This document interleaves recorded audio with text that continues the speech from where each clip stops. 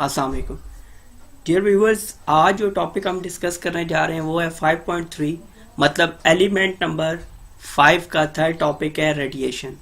ये टॉपिक शुरू में मैं बताता चलूँ कुछ लेंथी होगा क्योंकि इसके अंदर आयनाइजिंग और नॉन आयनाइजिंग दोनों तरह की रेडिएशन पे हम डिस्कशन करेंगे, इसलिए आपने रेडिएशन के टॉपिक से मुकम्मल आगाही के लिए ये टॉपिक बिल्कुल स्टार्ट से आखिर तक देखना है, तभी आपकी इस टॉपिक से जो है वो अंडरस्टैंडिंग डेवलप हो सकती है। रेडिएशन जिसको आम अपनी ज़ुबान में या उर्दू में इसको शुआ बोलते हैं। अब आगे हम चलते हैं तो बेसिकली ये शुआएं कितनी तरह की हैं। तो basically the types of radiation and their health effect, के रेडिएशन की टाइप्स क्या हैं और उनके हेल्थ इफेक्ट्स क्या हैं। टू टाइप्स हैं, एक नॉन आयनाइजिंग और एक आयनाइजिंग। अब नॉन आयनाइजिंग क्या है? Does not cause ionisation in the material that absorbs it. मतलब आयनाइजिंग रेडिएशन ऐसी होती है जो किसी भी मटेरियल के अंदर, इवन हमारी बॉडी को एज अगर मीडियम या मटेरियल यूज कर रही है तो इसमें एब्जॉर्ब ना हो सके, जबकि आयनाइजिंग रेडिएशन क्या होती है, ये एब्जॉर्ब हो जाती है हमारी बॉडी के अंदर। अब अगर आप नॉन आयनाइजिंग की बात करें तो लाइट है, विजिबल लाइट है, वो क्या है कि वो आपकी नॉन आयनाइजिंग है, जबकि एक्सरेज वगैरह ये आपके आयनाइजिंग है क्योंकि हमारी बॉडी उनको एब्जॉर्ब कर लेती है। अब हेल्थ इफेक्ट्स क्या हैं? हेल्थ इफेक्ट्स के साथ साथ हम ये भी डिस्कस करेंगे कि नॉन आयनाइजिंग रेडिएशन में कौन कौन सी हैं और आयनाइजिंग रेडिएशन में कौन कौन सी हैं। पहले अब हम डिस्कस कर रहे हैं कि नॉन आयनाइजिंग रेडिएशन में कौन कौन सी आती हैं और इनके हेल्थ इफेक्ट्स क्या क्या हो सकते हैं। नॉन आयनाइजिंग रेडिएशन में पहली है ultraviolet UV, high frequency electromagnetic radiation light emitted by white hard material such as an the arc produce during arc welding, के आर्क वेल्डिंग के दौरान बहुत ज्यादा तेज हाई फ्रीक्वेंसी, बहुत ज्यादा तेज जब रोशनी पड़ेगी तो उसको हम अल्ट्रावायलेंट बोलेंगे।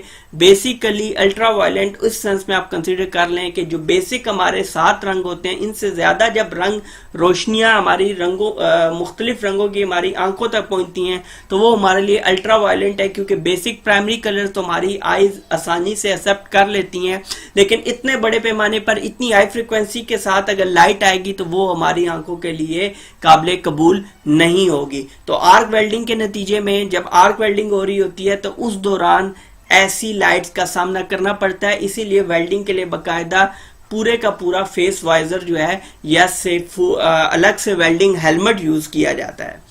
Visible light electromagnetic radiation between the UV ultraviolet and IF infrared frequencies and visible to the human eye. ये विजिबल लाइट होती है, ह्यूमन आई को दिखाई देती है, लेकिन आप देखते हैं जैसे इसके लक्स लेवल ज्यादा होते हैं तो ये आपके लिए नुकसानदेह होती है। फॉर एग्जांपल आप कुछ देर के लिए ज्यादा रोशनी वाला बल्ब, ज्यादा वाट वाला बल्ब लगा के देखिए और कुछ देर आप उसको देखने के बाद जब साइड पे देखेंगे तो आपकी आंखों के सामने कुछ देर के लिए वही बल्ब या वही रोशनी दिखाई देती रहेगी और इससे परमानेंट तो नहीं लेकिन टेम्पररी जो है वो ब्लाइंडनेस हो जाती है, बंदा कुछ देर के लिए अंधेपन का शिकार हो जाता है। और ये चीज बहुत ज्यादा खतरनाक हो सकती है। जब आप ड्राइविंग कर रहे हैं, आपने बहुत ज्यादा बीम पे लाइट को देखा, उसके बाद आपने एकदम देखा तो कुछ सेकंड्स के लिए आप ना देखने की वजह से जरा से भी मिस्टेक करने की सूरत में किसी भी एक्सीडेंट का सबब बन सकते हैं। Infrared IR lower frequency electromagnetic radiation light emitted by red hot material such as molten metal being poured into casting. अब वो क्या होता है कि मोल्टन मेटल वगैरह वो आपने देखा है अक्सर ये आयरन बार्स वगैरह बहुत ज्यादा जब हीट अप हो जाते हैं तब इंफ्रारेड, इवन आपने देखा होगा कि पहले सेल फोन्स में ये ब्लूटूथ से भी पहले इंफ्रारेड हुआ करता था नॉर्मल सेल फोन्स के अंदर, और छोटे मोटी डिटेल्स या मैसेज या कोई भी चीज ट्रांसफर करने के लिए इंफ्रारेड इस्तेमाल किया जाता था। नेक्स्ट जी माइक्रोवेव्स। माइक्रोवेव्स आपने अक्सर जगह देखा होगा कि ये बड़े बड़े आपके टेलीकॉम इंडस्ट्री के अंदर बड़े बड़े गोल सर्कल नुमा ये प्लेट्स लगी हुई होती हैं। तो बेसिकली ये आपकी माइक्रोवेव फ्रीक्वेंसी के लिए होती हैं जो आपके सिग्नल्स को एमिट कर रही होती हैं और सिग्नल्स को रिसीव भी करती हैं। तो ये बेसिकली माइक्रोवेव्स हैं, ठीक है। Lower frequency electromagnetic radiation emitted by a microwave generator. तो माइक्रोवेव में अब ये लाजमी नहीं है कि माइक्रोवेव सिर्फ इन्हीं प्लेट्स की वजह से हो सकता है। इवन ये जो आपके घरों में या आपके ऑफिसेज में माइक्रोवेव ओवन भी है तो वो भी इसी कैटेगरी में फॉल करेगा। Radio waves, lower frequency electromagnetic radiation emitted by an antenna. Antenna आपको पता है आज से कुछ अर्सा पीछे आप चले जाएं या लेकिन अभी भी आप बैकवर्ड एरियाज में देखते हैं तो वहां पर रेडियो या टेलीविजन के साथ एंटीना यूज किया जाता है। पहले तो ऐसा होता था कि बिल्कुल एंटीना जो था वो उसी टेलीविजन या रेडियो के साथ अटैच होता था। फिर हमने देखा कि जो टेलीविजन के लिए खासकर एंटीना था वो हम ऊंची जगह पे लगाते थे एक तार के जरिए, एक केबल को यूज करते हुए, ताकि सिग्नल बेहतर तरीके से आए। और अब जो इसका एंटीना किसी भी चीज पे, इवन आपके सिग्नल वायरलेस फोन हो गए, इस तरह जिस भी चीज जिसमें भी आपको सिग्नल से अटैच होना है तो वो ऐसी सूरत में आपके एंटीना के जरिए जो वेव्स कनेक्ट होती हैं आपस में तो वो रेडियो वेव्स होंगी। तो इवन रेडियो भी आपके इसी फ्रीक्वेंसी पे काम कर रहे होते हैं। अब जी typical occupational sources of non ionising radiation. अब ये जो हमने 5 नॉन आयनाइजिंग रेडिएशन डिस्कस किए हैं, अब नॉन आयनाइजिंग रेडिएशन के अंदर हम उनके सोर्सेज पढ़ेंगे और हेल्थ इफेक्ट्स पढ़ेंगे। कुछ तो मैंने डिस्कस कर दिए लेकिन एक बार दोबारा हम इनको देख लेते हैं, बहुत ज्यादा आसानी और अंडरस्टैंडिंग में हमें आसानी देंगी। अब अल्ट्रावायलेट यूवी ये कहां से आएंगे? सनलाइट से और आर्क वेल्डिंग से। Health effect, skin burns, arc eye, आंख के ऊपर बल्क आ जाती है आंख, ठीक है। और ये जो बीमारी है फोटोकेराइटिस ये भी इसी से ही आपको होती है। स्किन कैंसर हो सकता है। विजिबल लाइट, लेजर आपने अक्सर देखा और बचपन में खेलते भी रहे होंगे अक्सर, जो बीम ऑफ लाइट बहुत ज्यादा स्ट्रांग होता है। Temporary blindness, infrared, red hot steel, glass manufacture, redness and skin burn, retinal burn, cataracts, microwave, food preparation, microwave oven, telecommunications के अंदर वो बड़े बड़े आपकी प्लेट्स में एंटीनास जो यूज करते हैं तो वो माइक्रोवेव फ्रीक्वेंसी को कैच करने के लिए होते हैं। इंटरनल हीटिंग, ऑर्गन डैमेज, कोई भी ऑर्गन आपका डैमेज हो सकता है इसकी रेडिएशन की वजह से। Radio waves, radio, TV, radar जिससे भी सिग्नल आएंगे वो सब रेडियो वेव में इंटरनल हीटिंग और ऑर्गन डैमेज कर सकती हैं। नेक्स्ट ये हमारे पास जो आई वो आ गया है हमारे पास इसके बाद कि हम in controlling exposure to non ionising radiation. ये जो नॉन आयनाइजिंग रेडिएशन है इसके अंदर हमने कंट्रोल कैसे करना है। अब पता तो चल गया कि भाई ये आपकी टाइप्स हैं, ये इनके हेल्थ इफेक्ट्स हैं, ये इनके सोर्सेज हैं। अब हमने उनसे प्रोटेक्शन कैसे करनी है, उनसे अपने आप को या वर्कर्स को सिक्योर कैसे करना है। अल्ट्रावायलेट में कवर एक्सपोज स्किन, जो स्किन सामने आ रही है अल्ट्रावायलेट रेज के उसको आप ढांप लें। प्रोटेक्ट आइज, आप ग्लासेस यूज कर सकते हैं, आप स्पेक्टेकल्स यूज कर सकते हैं। और लेकिन जहां पर बड़े जैसा आर्क वेल्डिंग है एक बड़ा काम है, इसमें आप ग्लासेस या गोगल्स आपके लिए इनफ नहीं है, इवन वो भी उस हीट से पिघल सकते हैं। तो ऐसी सूरत में बाकायदा जो वेल्डर हेलमेट होता है वही आप यूज करेंगे।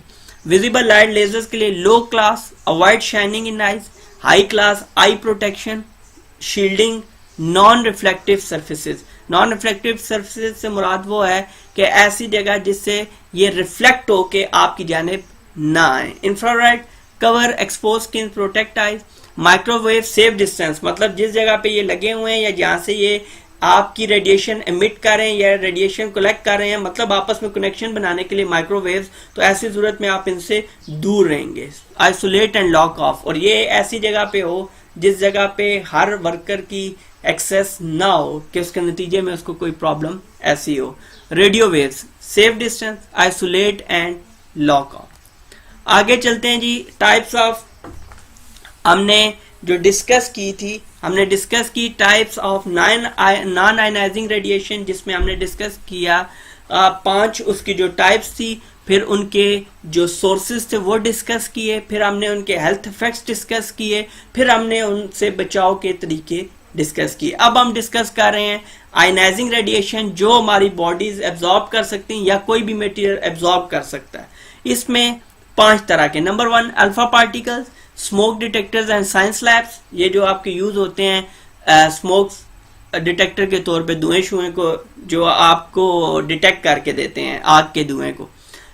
Beta particles, science labs and thickness gauges, ये मुख्तलिफ तरह के साइंस लैब्स में यूज होते हैं। X-rays, medical radiography and baggage security scanner, ये जो आपके स्कैनर यूज होते हैं ये भी एक्सरेज हैं। इवन एक्सरे मशीन्स भी, सीटी स्कैन मशीन, ये सब एक्सरेज में ही शुमार होंगी। Gamma rays, industrial radiography for non destructive testing of metal and welds.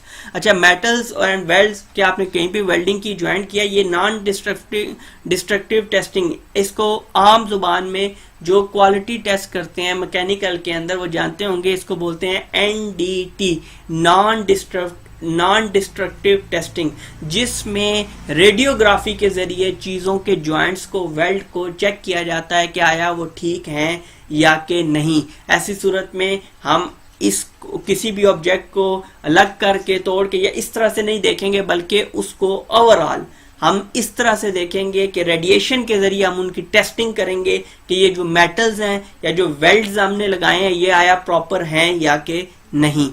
ये ज्यादातर मैकेनिकल इंडस्ट्री के अंदर जब आपके ये जो होते हैं बनाए जाते हैं, आपके मुख्तलिफ तरह के सिलेंडर्स बनाए जाते हैं, मुख्तलिफ तरह की आपकी इसके अंदर जो बड़े बड़े ट्यूब्स बनाई जाती हैं जो स्टील या मेटल की होती हैं, तो उनके ज्वाइंट्स, उनके वेल्डिंग के दौरान इनको हम देखते हैं। Then neutrons, nuclear power station, आपको पता ही है ये जो आपकी न्यूक्लियर पावर होती है, मुख्तलिफ डिस्सा, ये आपका एटम बम वगैरह बनाने की कोई भी ऐसे जहाँ पे बनाई जा रही होंगी इक्विपमेंट्स, तो वहां पे ये रेडिएशन बहुत ज्यादा होंगी। अब हेल्थ इफेक्ट्स क्या हो सकते हैं जी? इन सब के मुश्तरका तौर पर दो तरह के हेल्थ इफेक्ट्स हैं। एक एक्यूट हेल्थ इफेक्ट्स जो फौरी तौर पर हो सकते हैं, और एक होते हैं chronic health effect. Chronic health effects उन्हें कहेंगे जो फौरी तौर पर तो नहीं होंगे, लेकिन एक पैसेज ऑफ टाइम, कुछ अरसे बाद, कुछ वक्त के बाद होंगे। एक्यूट हेल्थ इफेक्ट्स क्या हो सकते हैं? किसके? आयनाइजिंग रेडिएशन के। Radiation sickness and diarrhoea, hair loss, सर के बाल झड़ गए, anaemia, red blood cell damage हो गए, और एक तो होता है प्लेटलेट वाइट सेल डैमेज, ये red blood cell damage, reduced immune system, white blood cell damage, ये जो आपका बीमारियों से लड़ने का आपके जिस्म में सिस्टम है, तो उसको आपका जो है ये कम करता है। तो बेसिकली दोनों, या रेड ब्लड सेल भी कम कर सकता है, डैमेज कर सकता है, या व्हाइट ब्लड सेल भी डैमेज कर सकता है। क्रॉनिक हेल्थ इफेक्ट जो with the passage of time, कुछ अरसे के बाद आएंगे, उनमें कैंसर आ सकता है, उसमें जेनेटिक म्यूटेशन, मतलब रिप्रोडक्शन सिस्टम, ये जो आर्गन या इस तरह की चीजें होंगी, रिप्रोडक्शन सिस्टम आपका तबाह करता है, जिसकी वजह से आपने देखा कि जब पहली बार हिरोशिमा और नागासाकी गिराए गए तो उसके बाद कितने अरसे तक वहां पर बच्चे जो हैं वो बाय बर्थ जो थे वो डिसेबल पैदा होते रहे। उसकी सबसे बड़ी वजह इन्हीं एटॉमिक जो बॉम्बिंग हुई थी उसकी रेडिएशंस का ही नतीजा था। बर्थ डिफेक्ट्स हो सकते हैं, जैसा मैंने भी आपसे डिस्कस किया कि गूंगे, बहरे या किसी भी एजाज से माजूर बच्चे पैदा हो सकते हैं। नेक्स्ट, अब इसके ऊपर basic means of controlling exposure to ionising radiation, कि बुनियादी तौर पर वो कौन से जराए हैं या वो कौन से तरीके हैं जिनसे हम एक्सपोजर को कंट्रोल कर सकते हैं आयनाइजिंग रेडिएशन के। पहली चीज टाइम, मिनिमाइज एक्सपोजर। आपको अगर ये काम है ही कि आपने ऐसी रेडिएशन में काम करना है तो आप मिनिमाइज करें एक्सपोजर को, कि कम से कम टाइम आप इस चीज के सामने आए जहां पे रेडिएशन है। Dose proportional to time. अच्छा, उसके बाद बिल्कुल भी कम नहीं कर देना या बिल्कुल भी ज्यादा नहीं करना। टाइम को मद्देनजर रखते हुए आपने इस चीज की सेटिंग करनी है कि कितनी रेडिएशंस अगर हमारी बॉडी में दाखिल हो जाएंगी तो हमें कुछ नहीं होगा, और किस रेंज के ऊपर जाके हमारे लिए नुकसानदेह हो सकती हैं, तो वो आप जो है ना प्रोपोर्शनल बनाएंगे, एक पोर्शन के तहत काम करेंगे। आप इस तरह से नहीं कि आप टाइम को या तो बहुत ज्यादा देर के लिए आप उसके सामने खड़े हो जाएं या बहुत ज्यादा देर के लिए उससे हटिए, ऐसा नहीं। फ्रीक्वेंटली करेंगे, लेकिन ये डिपेंड करता है कि नेचर ऑफ वर्क क्या है और रेडिएशन की टाइप क्या है और रेडिएशन का जो एक्सपोजर है वो कितना स्ट्रांग है। उसके बाद distance, alpha and beta can't travel long distances through the air, other forms obey the inverse square law, double the distance quarter the dose. अब वो क्या हो रहा है कि अल्फा और बीटा तो डिस्टेंस, लॉन्ग डिस्टेंस पे नहीं जाती हैं, लेकिन जो दूसरी हैं बाकी फॉर्म्स हैं वो double the distance quarter the dose. आपने अगर डिस्टेंस बढ़ाया तो वो डोज को जो है वो क्वार्टर कर देगा। Next, shielding using material such as lead, कि आप शील्डिंग का अमल आपको पता है कि आपको किसी भी चीज के हो कि इससे रेडिएशन है और उसको बजाय हमें देखना मकसूद नहीं है, तो ऐसी सूरत में आप उसको शील्डिंग कर देंगे, उसको कवर अप कर देंगे ताकि उससे निकलने वाली रेडिएशन डायरेक्टली हमें नुकसान ना पहुंचा सकें। अब जी ये ग्रुप एक्सरसाइज है और ग्रुप एक्सरसाइज में हम देख लेते हैं कि किस चीज को डिस्कस किया जा रहा है।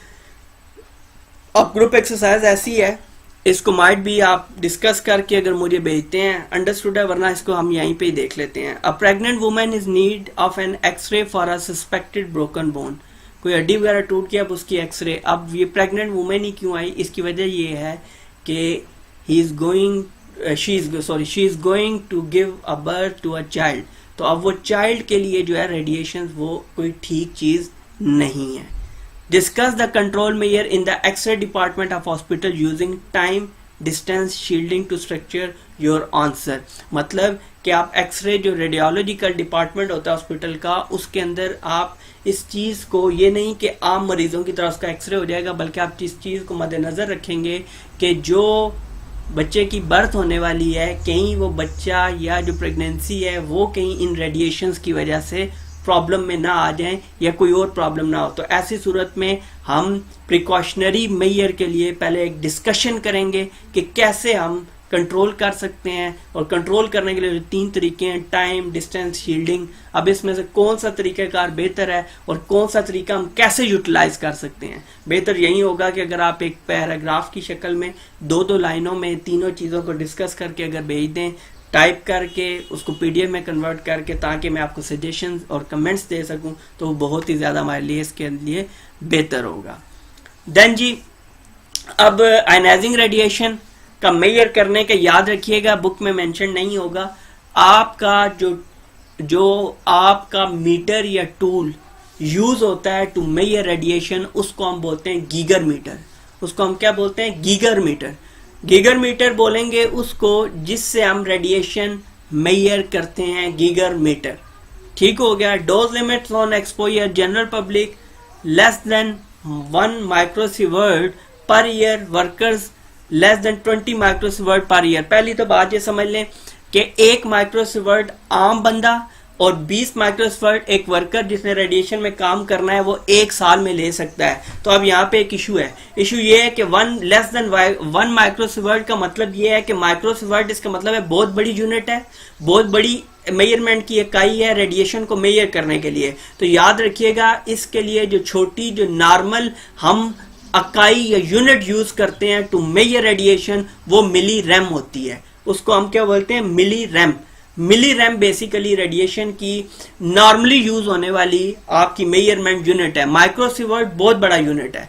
तो मिली रैम में आप मेजर करते हैं और मेजर करने के लिए जो मीटर इस्तेमाल होता है उसको हम बोलते हैं गीगर मीटर। ये चीजें आपने नोट डाउन कर लेनी है। ये आपके इंटरव्यू के पॉइंट ऑफ व्यू से, ये आपके डिस्कशन के पॉइंट ऑफ व्यू से, और ये आपके प्रैक्टिकल फील्ड में काम करने के पॉइंट ऑफ व्यू से इंपॉर्टेंट है कि माइक्रोसीवर्ट बहुत बड़ी में जो है यूनिट है मेजरमेंट की, तो हम उसकी बजाय जो मेजरमेंट यूनिट वो यूज करते हैं वो मिली रैम होती है, और जो मीटर यूज होगा उसको हम गीगर मीटर बोलते हैं। उसके बाद इसके लिए कोई रेगुलेशन है, तो जिस सब के लिए रेगुलेशन है तो इसके लिए भी रेगुलेशन जो है वो कौन सा रेगुलेशन है, वो है 2017 का आयनाइजिंग रेडिएशन रेगुलेशन 2017। क्या कहता है इस रेगुलेशन में, The regulations require that a risk assessment be carried out किसकी, आयनाइजिंग रेडिएशन की, या रेडिएशन की रिस्क असेसमेंट होगी। This should be done by a competent person, understood। और यहाँ पे competent person का नाम क्या है, a radiation protection advisor and radiation protection supervisor may need to be appointed। ठीक है जी। आपने करना क्या है, पूरा ये जो टॉपिक है बड़ी तसल्ली से पढ़ना है, बड़ा टेक्निकल टॉपिक है। इसके अंदर आपने जो चीज़ें मैंने इसके अलावा बोली हैं आपको, आपने वो अपने पास रिटन फॉर्म में रख लेनी है, अपने पास तहरीरी फॉर्म में रख लेनी है, ताकि वो आपको इन फ्यूचर काम आती रहें। उम्मीद है आप लोग ये साथ लेक्चर सब के साथ प्रिपेयर भी कर रहे होंगे, ताकि जितना ज़्यादा आप अच्छे तरीके से इसको प्रिपेयर करेंगे, ये मत देखें कि एग्ज़ाम दूर है, जितना अच्छे तरीके से आप इसको 1 बार 2 बार 3 बार प्रिपेयर कर लेंगे, जैसे ही एग्ज़ाम डेट्स आएंगी तो ये आपके लिए बहुत ज़्यादा ईजी हो जाएगा कि आप फाइनल सिर्फ एक रिव्यू लें तमाम तर टॉपिक्स का, और उसके बाद एग्ज़ाम को अच्छे तरीके से क्लियर कर लें। अगले लेक्चर में रेडॉन गैस के लेक्चर के साथ हाजिर होंगे। तब तक अल्लाह हाफिज।